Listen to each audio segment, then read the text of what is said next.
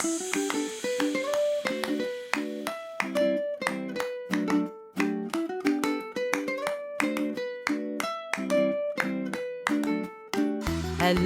and welcome to Super Great Kids Stories, wise tales from around the world which will make you laugh and sometimes cry. Recommended for ages 5 to 105. I'm Kim and I love stories. Hello Super Great Kids, and how are you? I'm happy because I've been off hiking in the Lake District. And now I'm about to go off hiking in some more mountains in a beautiful country called Georgia. While I'm away, the stories will keep coming. And I'm going to ask Story Owl to help me reply to some of your letters and pictures. Today's story comes from the Haida people, who are from islands just off the Pacific Northwest coast, quite near British Columbia in Canada.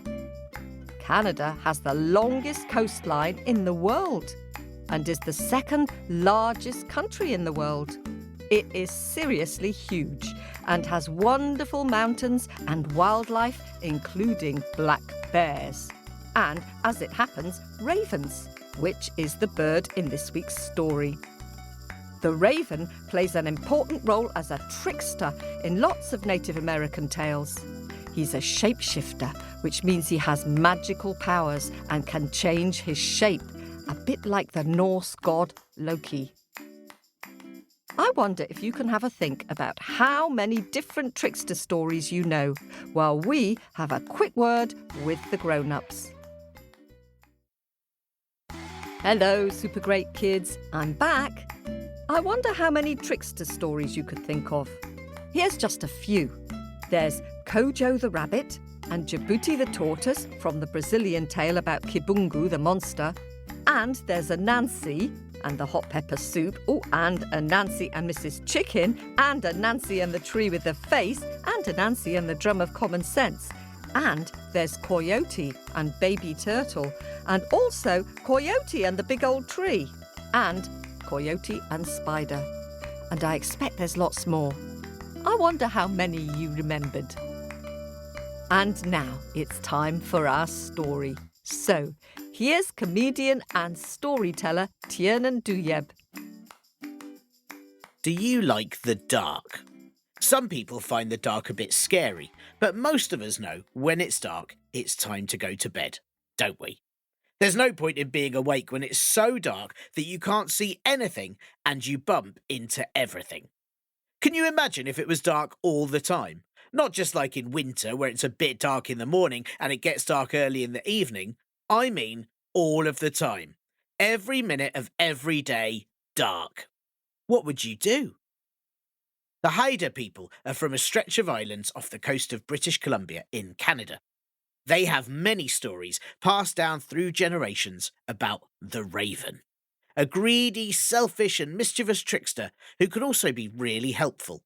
And, as you'll find out in this story, very, very useful indeed. This is the story about how the raven brought light to the world. Long, long ago, the world was dark. Darker than it is when you go to bed. Darker than when you put your head under the covers and close your eyes. It was pitch black. You couldn't see a thing. It had never ever been that dark before, and it has never ever been as dark since. Why was everything so dark? Well, it's because an old man who lived in a little house by the river, he had a box. And in this box was, can you guess? Another box. And inside that box, what do you think there was? Yes, another box. And in that, another, and in that, another, and in that, another. There were an infinite amount of boxes within the boxes, and then, inside the very last one, was the light of the universe. The old man had hidden it there. What a strange thing to do, isn't it? Why would he hide all of the light in the universe? It's because he was scared.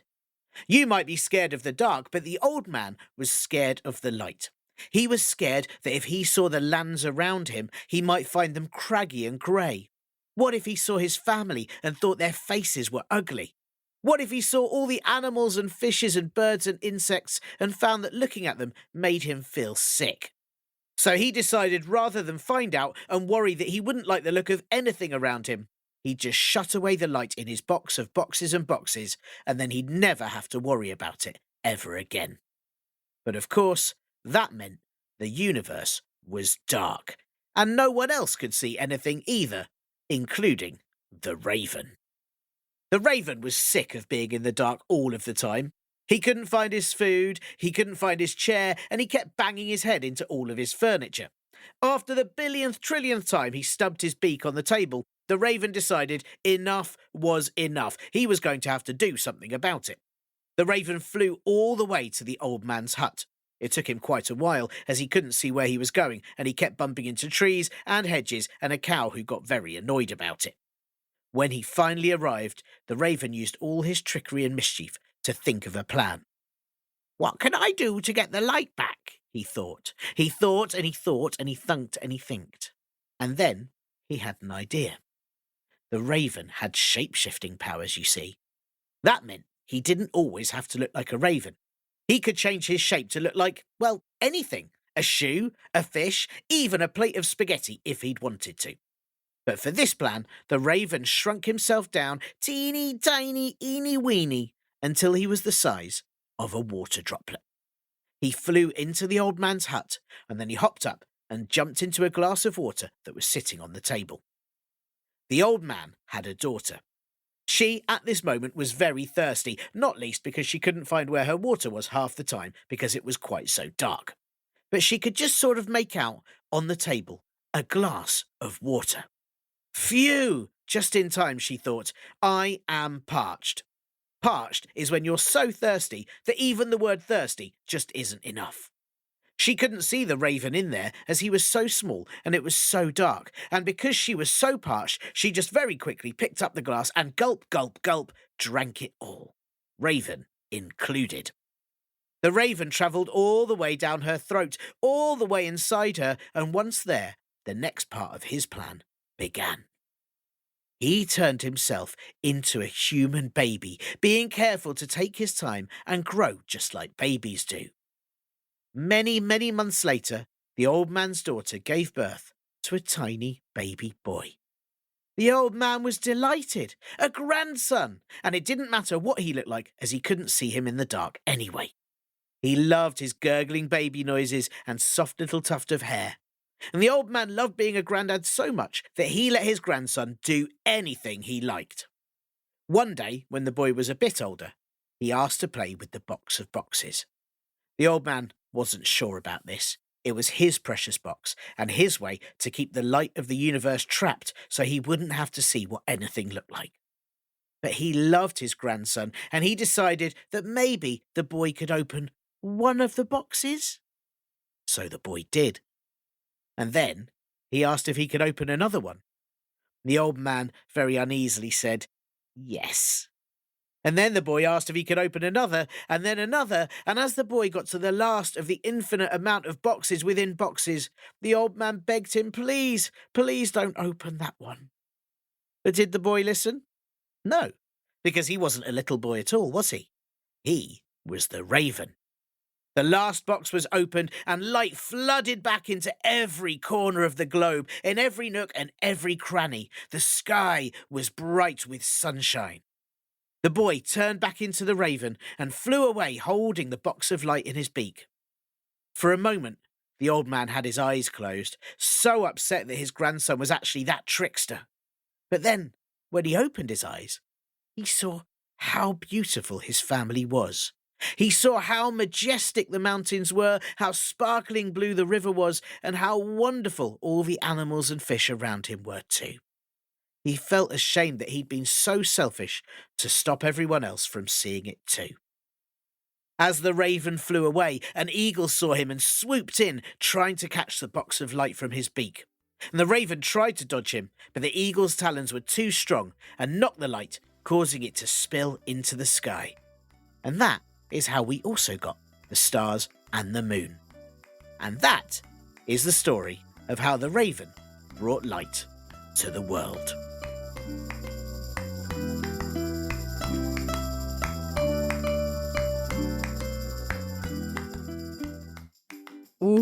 thanks to Tiernan for that story. It feeds two birds with one crumb because it's both a how and why story and a trickster tale. Huzzah!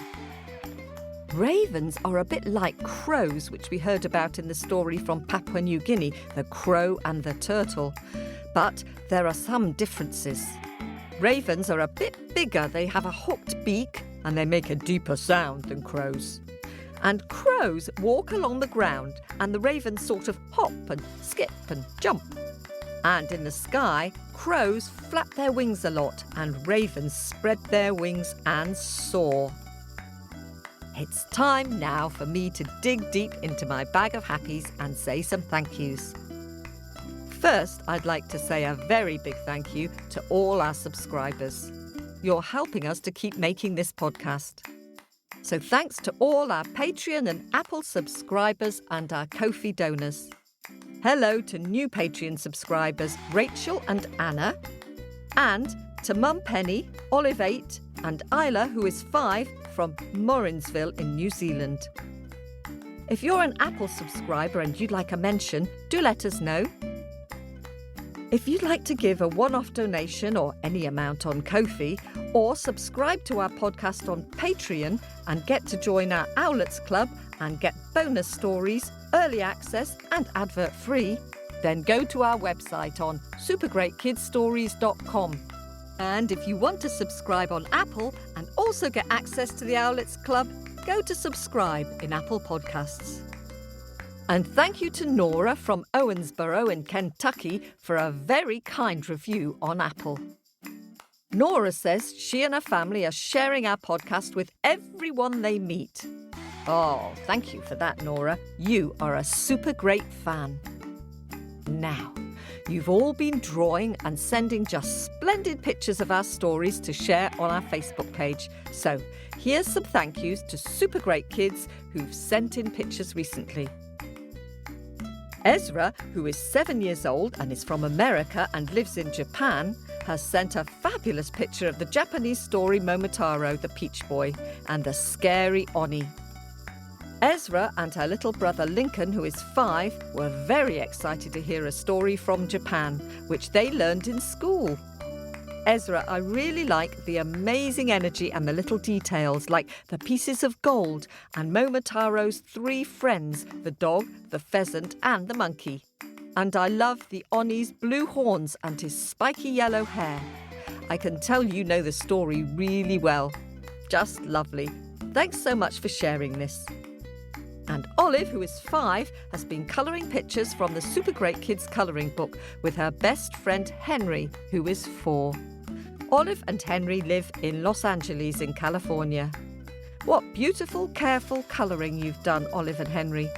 I really like the colours you've chosen, both the rainbow snake and the bird, and also the parrot.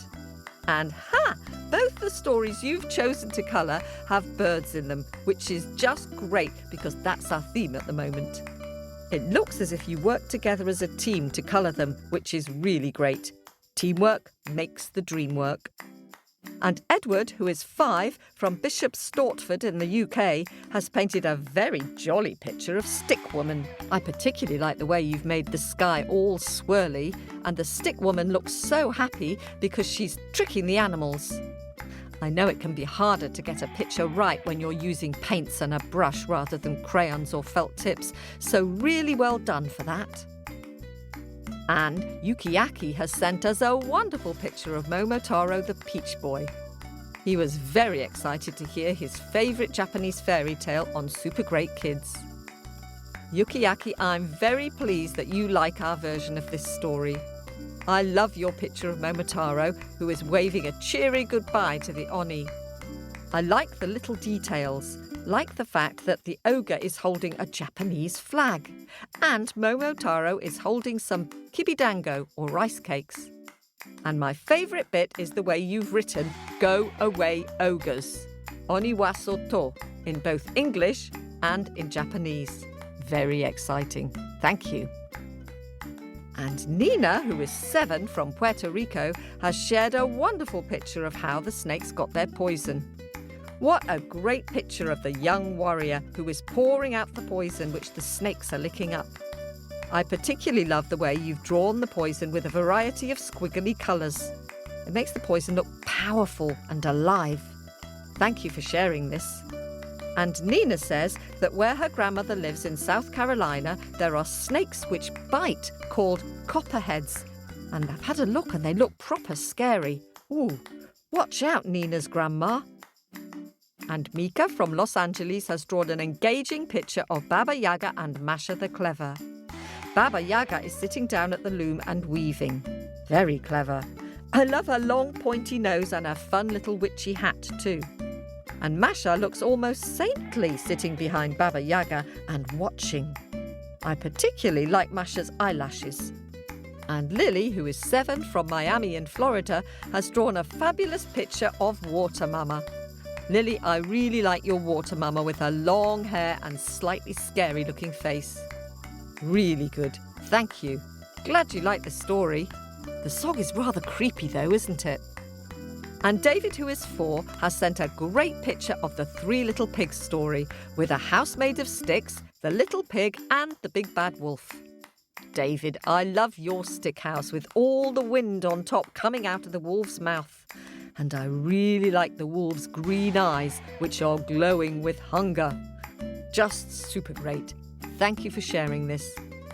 And Vida, who is 5, from Victoria in Canada, has sent us a beautiful picture of a rainbow-coloured llama. I love all the bright colours you've given your llama, Vida. I wonder if you can tell a story about your llama to somebody at home. Thank you for sharing it. And Aaron, who is 5, has sent a picture of Loki and the Wall of Asgard. I really like your enormous giants with their fierce-looking mouths standing outside the Wall of Asgard with Loki smiling safely inside the walls. Very clever. Thanks for sending this. That's it for this week. If you'd like to see these pictures, they're all on our Facebook page at facebook.com/supergreatkidsstories. Thanks to all our subscribers for making this episode possible. And if you're a subscriber in the Owlets Club, I hope you're enjoying the word searches and the storytelling tips and the book recommendations. Keep telling those stories. I'll see you soon. This podcast was produced at Wardour Studios in London.